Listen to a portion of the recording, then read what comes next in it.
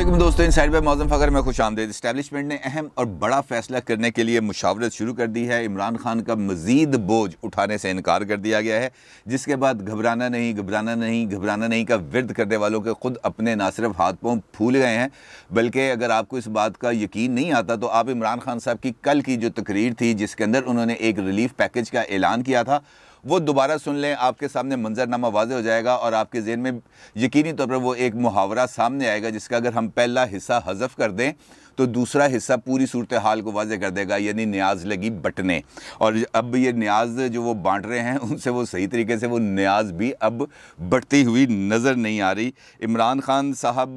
परेशान हैं और बहुत ज़्यादा परेशान हैं, क्योंकि इस्टेब्लिशमेंट की तरफ से जो सिग्नल्स आ रहे हैं वो कुछ इतने ज़्यादा उनके लिए मुतासर कुन नहीं है और वो इस वक्त सर दर्द की बाजी लगाने पर आमादा हैं। और उसकी वजह है बहुत सिंपल और सादा। उनका मतमे नज़र है अगले इलेक्शन को जीतना, ना सिर्फ जीतना बल्कि अपोजिशन को बिल्कुल ज़िबा करके रख देना। और उसके लिए उन्होंने जो पीर वाले दिन मुश्तरका इजलास बुलाया है पार्लियामेंट का, उसके अंदर उन्होंने 30 बिल पेश करके अपने एजेंडे को ना सिर्फ मुकम्मल करना है बल्कि उसे आगे बढ़ने की भी कोशिश करनी है। और ये उनके लिए बहुत ज़्यादा ज़रूरी है, क्योंकि 20 नवंबर के बाद जब तब्दीली आ जाएगी और अहम इदारों के अंदर जो सरबराहान हैं वो बदल जाएंगे, तो उनके लिए वो ये समझते हैं कि मेरे लिए पोजीशन को बरकरार रखना बहुत ज़्यादा मुश्किल हो जाएगा। इस सूरत हाल में इस्टेब्लिशमेंट अहम फैसले पर क्यों मजबूर हुई है, ये एक सवाल पैदा होता है। फिर ये सवाल भी पैदा होता है कि किन किन पहलुओं को मद्देनज़र रखते हुए इस्टेब्लिशमेंट ने मुशावरती अमल का आगाज़ किया है और इस मरहले पे ख़ास तौर पर ये जो मुशावरती अमल है वो क्यों किया जा रहा है और इसके मुज़मरात क्या हो सकते हैं। इस सारी सूरत हाल पर बात करेंगे, लेकिन सबसे पहले उस न्याज की बात करते हैं जो कल बांटने की कोशिश की गई। और ये एक ऐसा अमल था जिसने ख़ुद इमरान खान साहब की साख पर बहुत ज़्यादा सवाल उठा दिए। आप ये तस्वीर देखें जो इस वक्त आपकी स्क्रीन पर नज़र आ रही है, ये पाकिस्तान के सबसे बड़े अखबार रोज़नामा जंग का आज का फ्रंट पेज है, जिसके ऊपर जो मेन सुर्खी है वो इस रिलीफ पैकेज के लिए इस हवाले से लगाई गई है कि आवाम के लिए 120 अरब रुपए का रिलीफ पैकेज की अनाउंसमेंट की गई है। और उसके बिल्कुल नीचे आपको एक और ख़बर नज़र आती है कि जैसे ही इस रिलीफ पैकेज का ऐलान किया गया, यूटिलिटी स्टोर्स पर अशिया खुर्दनोश की कीमतों में इजाफा कर दिया गया और सिर्फ घी की कीमत के अंदर 56 रुपए किलो का इजाफा किया गया। तो ये है आवाम के लिए वो रिलीफ पैकेज का लॉलीपॉप जो कल बांटने की कोशिश की गई। और अगर हम इस रिलीफ पैकेज के जो तमाम पॉइंट्स हैं उस पर नज़र दौड़ाएँ तो हमारे सामने और भी सूरत हाल क्लियर हो जाती है। और वो इस वजह से कि जो प्राइम मिनिस्टर ने जो रिलीफ पैकेज का ऐलान किया उसकी जो मजमूई मालियत है वो है 120 अरब रुपए। ख़ुद उन्होंने इसका ऐलान किया अपनी तकरीर में। और उनका ये भी कहना था कि इस रिलीफ पैकेज से पाकिस्तान की जो 53% आबादी है यानी 13 करोड़ लोग वो मुस्तफ़ीद होंगे और मुस्तफ़ीद होंगे 6 माह के लिए। अब अगर 120 अरब रुपयों को 13 करोड़ लोगों पर तकसीम कर दिया जाए तो ये को पैसे बनते हैं 6 महीने के लिए 923 रुपये पर हेड। यानी ये 923 रुपये का जो रिलीफ है ये 6 महीने के लिए आवाम को मिलेगा। और पर महीना अगर हर महीने के लिए इस रिलीफ पैकेज को आगे फर्दर एलेबोरेट किया जाए तो ये तकरीबन 154 रुपये फ़ी कस लोगों को हिस्सा मिलेगा महाना की बुनियाद पर। यानी महाना की बुनियाद पर 154 रुपये का रिलीफ मिलेगा, छमाही के हिसाब से 923 रुपये का रिलीफ मिलेगा और मजमूई हुजम इसका देखा जाए तो वो 120 अरब रुपए है। यानी 154 रुपये के रिलीफ पहुंचाने के चक्कर के अंदर लोगों को ना सिर्फ 56 रुपये गैस वो जो है घी महंगा मिलेगा, 36 रुपये का ऑयल महंगा मिलेगा। ये सिर्फ मैं यूटिलिटी स्टोर्स की बात करूँ, बाकी करियाना आइटम्स इसके अंदर शामिल नहीं हैं। और इसके साथ साथ जो नवीद सुनाई गई है वो ये सुनाई गई है जनाब के पेट्रोल की कीमतों में भी हमें इजाफा करना पड़ेगा। हमने बहुत कोशिश की है, हम आपको रिलीफ दे रहे हैं अपना पेट काट कर। ये जो जुमला था इसकी मुझे समझ नहीं आ सकी कि हुकूमत का ये कहना है कि अगर हम 100% इजाफा, वज़ीर आज़म साहब ने ख़ुद अपने ख़िताब में कहा कि ये 100% इजाफा जो पेट्रोल की प्राइसेस में हो रहा है ये अगर हम 100% इजाफा मुंतकिल कर दें लोगों के ऊपर तो इससे हमें तकरीबन 450 अरब रुपए का फ़ायदा पहुंचना था। लेकिन हमने ये फ़ायदा उठाने की कोशिश नहीं की और हमने अपना पेट काट कर लोगों को रिलीफ दिया। बहुत ही ज़बरदस्त उनका ये इक़दाम है। अब देखना यह है कि इस इक़दाम के फ़वाइद कैसे होंगे। जो इनकी तकरीर थी प्राइम मिनिस्टर साहब की, उसके अंदर जो एक दूसरा पहलू था, मेरे नज़दीक इस तकरीर के अंदर 3 पहलू हैं। पहला पहलू मैंने आपको बता दिया, ये जो रिलीफ है और इस रिलीफ की क्या हकीकत है ये आज के अखबारात के अंदर बड़ी नुमायां तौर पर शाया हुई है, जिसकी एक झलक मैंने आपकी खिदमत में पेश की। दूसरा, उनकी एक दरख्वास्त थी और उस दरख्वास्त के अंदर एक इतराफ़ भी था। दरख्वास्त उन्होंने ये की कि दो ख़ानदान अगर अपनी आधी दौलत भी पाकिस्तान ले आते हैं तो मैं महंगाई को आधा कर दूंगा। यानी 6 महीने के अंदर अगर वो रकम पाकिस्तान आ जाती है तो ये महंगाई भी निस्फ हो जाएगी। तो इसका मतलब ये इतराफ़ है कि ये जो महंगाई इस वक्त जारी है ये हुकूमत की अपनी ही वजह से जारी है, और ये जो इजाफ़ा किया गया है इस वक्त जो लोगों का अर्क निकाला जा रहा है इसके पीछे भी खुद हुकूमत का हाथ है, क्योंकि खुद प्राइम मिनिस्टर ने तकरीर के अंदर जो कौम से उनका खिताब था उसके अंदर इस बात का एतराफ़ किया कि ये पैसे आ जाएं मैं महंगाई को आधा कर दूंगा। तो इसका मतलब यह है कि वो पैसे नहीं आएंगे तो महंगाई के अंदर वो और इजाफा कर देंगे, कमी नहीं मिलेगी। लिहाजा ये अगर उनका ये बयान दुरुस्त है कि पैसे यहाँ से पाकिस्तान से लूट कर बाहर ले जाए गए और बाहर वहाँ से कारोबार किया गया, तो इसका मतलब यह है कि वो जो लूटे हुए पैसे हैं उनकी सज़ा उन अफराद को नहीं मिलेगी, मुझे और आपको मिलेगी। और ये इससे बढ़कर इस हुकूमत की नाहली का और कोई सबूत पेश किया ही नहीं जा सकता। तीसरा इतराफ़ उन्होंने ये किया कि इस वक्त फूड इन्फ्लेशन है और कोरोना की वजह से जो पूरा इंटरनेशनल सर्किट है वो बहुत ज़्यादा दबाव का शिकार है, और उनका ये कहना था कि क्योंकि हमें चीज़ें बाहर से मंगवाना पड़ती हैं, इंपोर्ट करना पड़ती हैं, लिहाजा हम ये जो प्राइस इंडेक्सेस हैं हम इसको काबू में नहीं ला सकते, और ये जो इंटरनेशनल मार्केट फोर्सेस हैं वही रेट डिटरमिन करती हैं। दूसरी जानिब इसी खिताब के अंदर उनका ये कहना था कि जो इस वक्त पाकिस्तान में है गाड़ियों की फ़रोख्त में 131% इजाफ़ा हुआ, ज़राअत के शोबे में 1100 अरब रुपए का उन्होंने सब्सिडी दी, और साथ साथ उनका ये कहना था कि इनके इस इक़दाम की वजह से चावल की पैदावार में 13.4% इजाफ़ा हुआ, गंदम और मकई की पैदावार में भी इजाफा हुआ। कपास के बारे में ये कहा जाता है कि जनाब इस वक्त कपास की भी बम्पर क्रॉप हुई है। लार्ज स्केल मैन्युफैक्चरिंग में 13% इजाफा हुआ। तमीरात के शोबों में इस वक्त 600 अरब रुपए के प्रोजेक्ट चल रहे हैं। यानी जो आटा है, जो मकई है, जो चावल है, ये वो चीज़ें हैं जो पाकिस्तान में ना सिर्फ तैयार हो रही हैं बल्कि इनकी जो प्रोडक्शन वैल्यू है उसमें भी इजाफा हुआ है। लेकिन इसका रिलीफ भी आवाम तक नहीं पहुंचेगा, क्योंकि इस वक्त मार्केट में 1 किलो चावल की कीमत 160 रुपए के किलो है और जो आटा है इस वक्त वो 65 रुपए किलो के हिसाब से बिक रहा है, और कई जगहों पर ये 70 रुपए की भी इस बारे में ख़बरें आ रही हैं। और अगर प्राइम मिनिस्टर ख़ुद ये बात तस्लीम करते हैं कि यहाँ पर इन चीज़ों में ग्रोथ हुई है तो उस ग्रोथ का फ़ायदा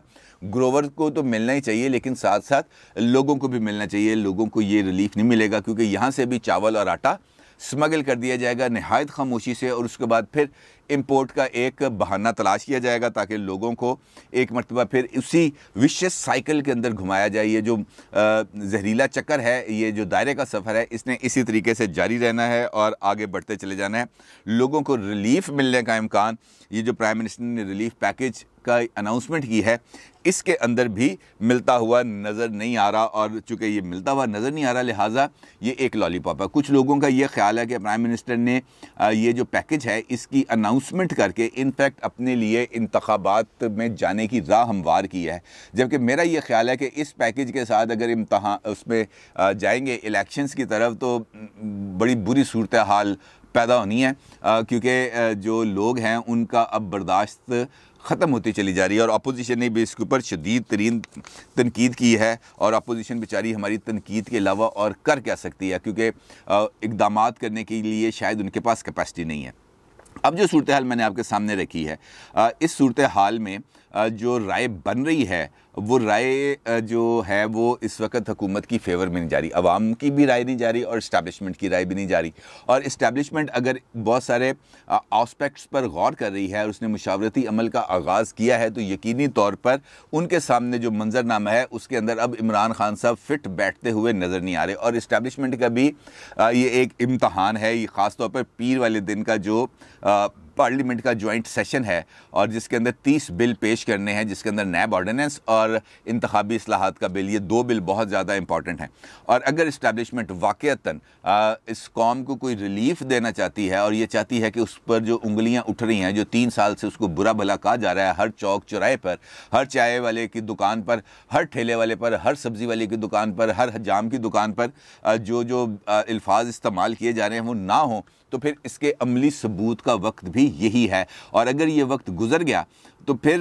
मेरा नहीं ख्याल कि इस्टेब्लिशमेंट अपना ये धो सकेंगी। मुशावरती अमल का जो आगाज़ किया गया उसकी बुनियादी मकसद सिर्फ़ और सिर्फ ये है कि उनके सामने जो रिपोर्ट्स आई हैं मुख्तलिफ इंटेलिजेंस सर्कल्स की तरफ से, वहाँ पर यह बताया गया है कि जिस जगह पर इमरान खान साहब के हवाले से तनकीद की जाती है, और अगर 10 लोगों में से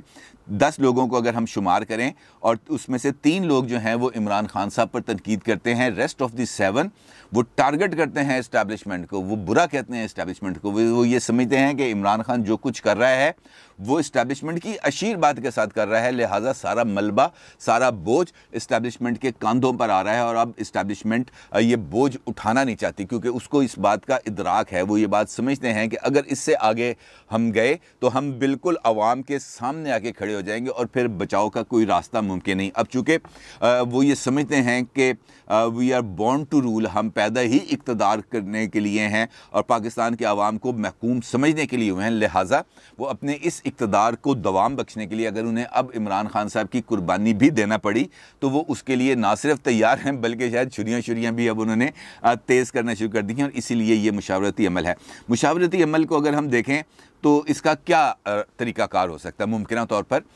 तौर पर यह तरीक़ाकार हो सकता है कि इमरान खान की जो मुखालिफ सियासी जमातें हैं उनको प्रोवोक किया जाए, उनको आशीर्वाद दी जाए, थपकी दी जाए, और जो हुकूमत की सफ़ों में बैठे हैं उनके तहादी उनको भी उस लेवल पर लाया जाए जहाँ पर आकर वो हुकूमत से ना सिर्फ अलहदगी इख्तियार करके हुकूमत को कमज़ोर कर दें बल्कि उसको इस लेवल पर ले जाएं जहाँ पर वो ख़ुद असम्बलियाँ डिज़ोल्व करके नए इलेक्शंस पर आमादा हो सके। लेकिन इस सारे प्रोसेस के अंदर भी अगर आज इस अमल का आगाज़ होता है तो इसको मटीरियलाइज़ होने में भी 2 से 3 माह लगेंगे, और जब ये 2 से 3 माह मुकम्मल होंगे तो उसके बाद अगले बजट की तैयारियों का अमल शुरू हो जाएगा और फिर उस सूरत के अंदर असम्बलियों को डिज़ोल्व करके अगले इलेक्शंस की तरफ नहीं जाया जा सकता। दूसरा रास्ता जो एस्टेब्लिशमेंट के पास है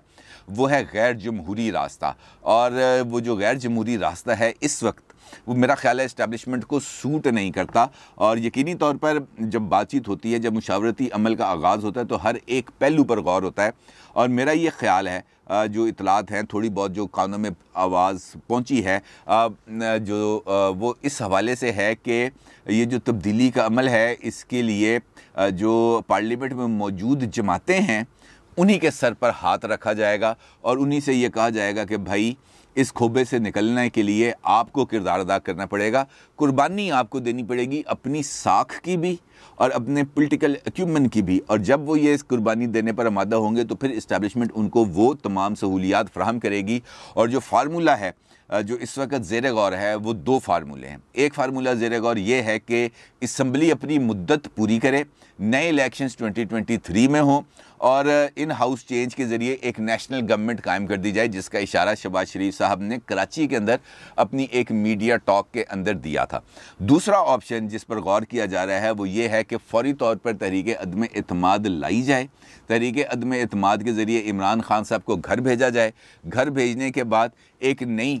जो हुकूमत है उसको कायम किया जाए और नई हुकूमत इस्लाहात जो भी उसने इंतखाबी इस्लाहात करनी है वो करे और उसके बाद असम्बलियों को डिज़ोल्व करे और फ्रेश इलेक्शंस कॉल करे। और ये वो रास्ता है जहाँ पर अब अपोजिशन की जमातें गौर व फिक्र कर रही हैं कि हमें वाक़तन इस रास्ते की तरफ जाना चाहिए। और इसके अंदर अहम रोल है नवाज़ शरीफ साहब का। नवाज़ शरीफ साहब का रोल इस वजह से है कि नवाज़ शरीफ साहब वो शख्सियत हैं जिनके गिर्द इस वक्त सारी गेम घूम रही है। अगर हुकूमत कोई पॉलिसी बनाती है तो नवाज़ शरीफ साहब को टारगेट करने के लिए बनाती है, और अगर अपोजिशन कोई भी गेम करती है इस हुकूमत के ख़िलाफ़ तो उसके अल्टीमेटली बेनिफिशरी नवाज़ शरीफ साहब ही होंगे। और इस वक्त इस्टेब्लिशमेंट को जो अगर हम ये कहें कि नवाज़ शरीफ साहब की एक छोटी सी हाँ, निक्की जही हाँ का इंतज़ार है, और अगर नवाज़ शरीफ साहब वो निक्की जही हाँ कर दें तो ये सारे के सारे मामलात चंद दिनों के अंदर बेहतर होते हुए नज़र आएंगे। लेकिन उसके लिए मेरा ख्याल है जो शर्त लगाई गई है वो यही लगाई गई है कि आपको अमली तौर पर इसका मुज़ाहरा करना होगा, इस्टेब्लिशमेंट को अमली तौर पर मुज़ाहरा करना होगा कि वो इस वक्त कहाँ खड़ी है, और अगर जो फासला है उस फासले को भी क्लैरिटी के साथ सामने किसी ना किसी तरीके से लाना पड़ेगा। और यही वो मामला है जिसके ऊपर मुशावरती अमल जारी है, और देखते हैं ये मुशावरती अमल का जो ऊँट है किस करवट बैठता है। अपनी राय का ज़रूर इज़हार कीजिएगा। आपका बहुत शुक्रिया। अल्लाह हाफ़िज़।